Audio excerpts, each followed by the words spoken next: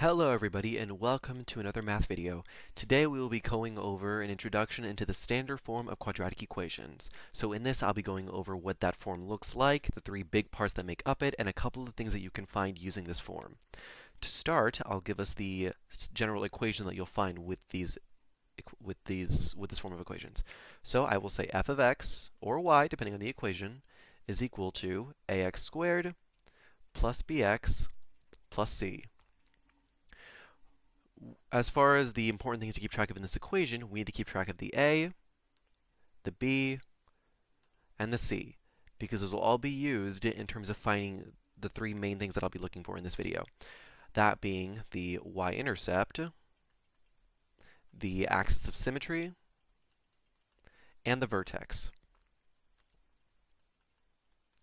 To start with the y-intercept, that is just given as 0c. That is literally what your c value is. Whatever this is, that is your y-intercept. And I will show us later why that's the case.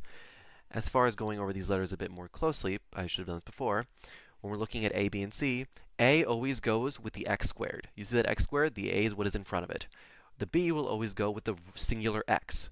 Right? Okay? There's this little x here. The b goes with it. The c never has a variable with it. It's always by itself. It's usually put at the end in this format. So when you see this letter by itself, that is the c value.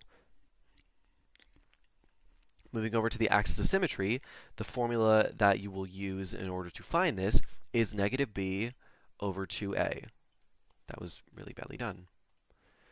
Negative b over 2a. This is a formula that you need to memorize. I'm going to say as x equals negative b over 2a. That's my bad. This is a formula that you need to memorize. This is something that you will use repeatedly as it concerns the quadratic equations in standard form, to find the vertex especially. But this is one that you just got to memorize it. So you gotta wake up and think of this equation whenever you're doing this. Okay? This is something that's not really going to go away. There's not a good way to derive it. So just remember this. Moving on, the last one, the vertex. This is given as the minimum or the maximum, if we recall from what quadratic equations typically look like. Our vertex is xy with x being our axis of symmetry. So whatever this is, that is what our x value is going to be in our vertex. The y you get from plugging in by plugging the axis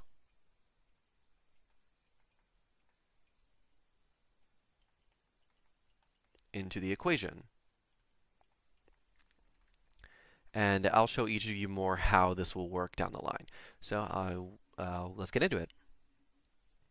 So looking at this equation, we will be dealing with y equals x squared plus 4x plus 9. We're going to be looking for the y-intercept, the axis of symmetry, and the vertex. So to start, we need to label our a, b, and c. So there's a little 1 here that we don't see. This will be our a value. Our a is equal to 1. Looking at our b, it's the number in front of the x. Our b is equal to 4. And finally, onto our c, that is the number that is by itself. There's no variable here. Our c is equal to 9. So let's start looking for things. We'll start with the easiest one to do. We'll look for the y-intercept. If we recall, the y-intercept is just the c value. That's just whatever this is. So our c value is 9, so our y-intercept will be 0, 9. If you're wondering why this is the case, why it's 0, well, the y-intercept is when your graph touches the y-axis, which is when x is 0. And to show this, I can plug in 0 for x, and you'll see what happens. Y equals 0 squared plus 4 times 0 plus 9. What is 0 squared? That's just 0. What is 4 times 0? That's just 0. What is left? 9. That's where a y-intercept comes from. Moving on to the axis of symmetry, that is given, again, by the equation x equals negative b over 2a. Remember this formula. It's not going away. It's something that's going to keep coming up, so I suggest you become very well acquainted with it. It's not going anywhere anytime soon. Now from here, we're going to start plugging numbers into this formula. What is our b value? That was really bad. Our b value is 4, so we're going to plug in 4 into this equation. Negative 4 over 2 times, what's our a value? It's 1. To simplify, we're going to say negative 4 over 2, which when you simplify, you end up getting negative 2. So for our axis of symmetry, we're going to say x is equal to negative 2. You're done with that. Finally, moving on to the vertex, we already know what our x value of our vertex is. It is the x value that we get in our axis of symmetry. So I know that it's already going to be negative 2 comma something. How to find that something, how to find that y value, you take the x that we found in the axis of symmetry, and we're just going to plug it in to the x's in our original equation. So from here, let me make some space.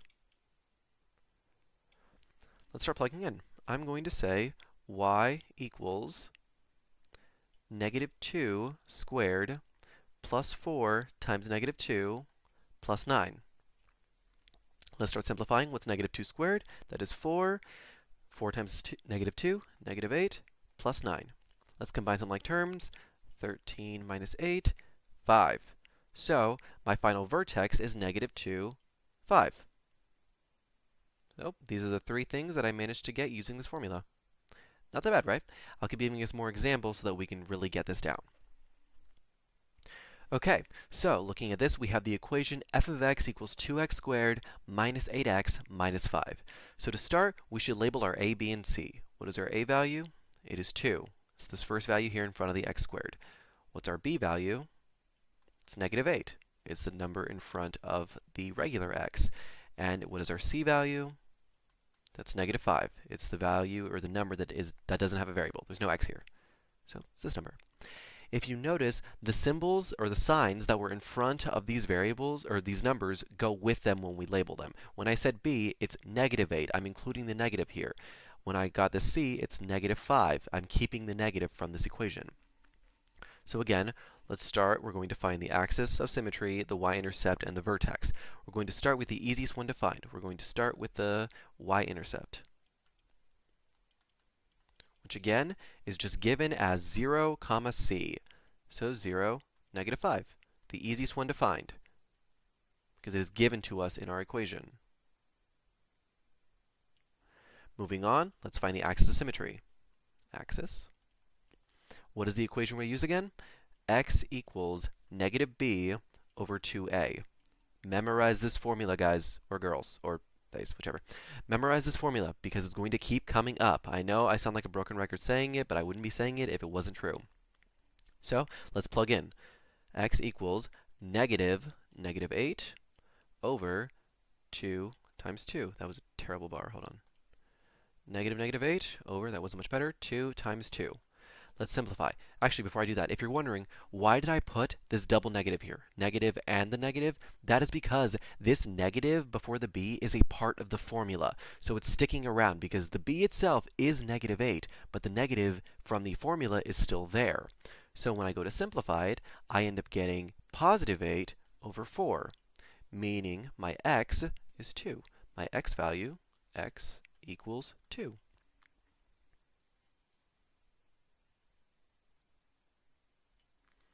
Moving on to the vertex, remind me, how do we find the vertex again? We just plug this x value that we found with the axis, we plug it back in to our original equation. So let's do that. We know that our x value is 2 because we just found it. Let's plug it in. We have f of 2 is equal to 2 times 2 squared minus 8 times 2 minus 5. Let's simplify. What is 2 squared? That is 4. What is negative 8 times 2? Negative 16 minus 5. What is 2 times 8? That's 8 minus negative 16 minus 5. That is just negative 21. Let's simplify. We will end up getting negative 13. So my vertex is going to be negative 2, 13. I know it looks like a lot, but a lot of it is just following along. Here, we plugged into a formula. Here, we just plugged whatever we got from the axis back into our original equation. As a note, you guys might have noticed that my x value in my vertex is the same as the axis of symmetry. That is always the case. Whatever you get for the axis, that's immediately the x value of your vertex. I'll do a couple more examples for us. All right, so the equation that we'll be working with is y equals 4x squared plus 8x minus 11. Again, we're going to start with the same thing where we label our a, b, and c. So my a is equal to 4, it's the number in front of my x squared. My b is equal to 8, positive 8. And my c is equal to negative 11. Again, the signs go with the numbers. So to start, again, I'm looking for my y-intercept, my axis symmetry, and my vertex. So to start with my y-intercept, that's given to us. My y-intercept is just 0, negative 11. Again, it's the c value. Moving on, let's find the axis symmetry. Our axis is again given by the equation x equals negative b over 2a. Let's plug this in. I'm going to say negative 8 over 2 times 4. Let's simplify this. We get negative 8 over 8. This ends up being negative 1. So I know my axis of symmetry is going to be x equals negative 1. 2 parts down, 1 part to go. We're almost there. How do I find my vertex? I'm just going to plug the negative 1 that I got in the axis symmetry. I'm going to plug it back into my equation. So negative 1 going right back in here. So let's start finding our vertex. What is the one piece that I already know? I already know the x value because it is my axis of symmetry. So negative 1, comma, whatever our y value is. Let's plug in. We have y equals 4 times negative 1 squared plus 8 times negative 1 minus 11. What's negative 1 squared? That's positive 1. So I have 4 times 1 minus 8, because 8 times negative 1 is negative 8, minus 11. Let's simplify. I have 4 minus 19, which is just equal to negative 15. So my vertex is negative 1, negative 15. Again, you just follow through. First step, just finding the y-intercept. That's what c is. Axis symmetry, negative b over 2a. Again, remember this. Once we plug it in, we find our x value. Once we get our x value, we plug that back into the original equation to solve for y, which ended up being negative 15. I'll do one more as a special example of something that might throw some of you off. Alright, so the final equation that I'll be showing is f of x equals x squared minus 16. This equation will start the same as the other ones. We're looking for our a, b, and c. So my a, again, is the number that's in front of this x squared, which is a 1. Once we get here, we might get a little stuck. We're going to ask, wait, is this negative 16? Is that our b or our c? Right? Some people might say b because it's the second number, or some might say c because they don't see another x. Let's find out. How does our original equation look? Remember, it is f of x, or y, is equal to ax squared plus bx plus c. In this, does the c have a variable with it? No, it does not. There's no variable with the c. And so I ask, does this negative 16 have a variable? No, there's no x here. There's no t here. There's no nada here. So this is our c value. I know my c is negative 16. So that might turn into the question, okay, what's b then? I don't see it. What could that possibly be? Well, what can I add to an equation and it won't change the value of said equation? It's 0. My b value is 0. So my equation would actually be this. F of x equals x squared plus 0x minus 16. But what's 0 times anything? It's 0. This ends up canceling out. So you're left with x squared minus 16, which is why our original equation looks like this. Now, finding the other parts of the problem, the y-intercept, axis symmetry, and vertex, are still the same. Let's do that. We have our y-intercept, which again is given as 0, negative 16. It's just the c value, which we established negative 16 to be. Going from there, let's find the axis of symmetry, which again is given by x equals negative b over 2a. So let's plug in our numbers. What did b end up being? X equals negative 0 over 2 times 1. What is 0 times anything? That's 0. What's 0 divided by anything? Still 0. So I know my axis of symmetry is going to be x equals 0. So last thing to find is just the vertex. And again, how do I find my vertex?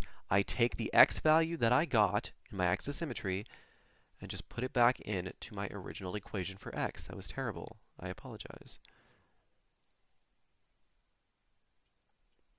So I'm going to say my vertex is 0, comma something. If we care to look, it's going to end up being our y-intercept if we notice the x's are the same. But also go through the equation to show we have f of 0 equals 0 squared minus 16. What's 0 squared? That's just 0 minus 16. So f of 0 is just negative 16.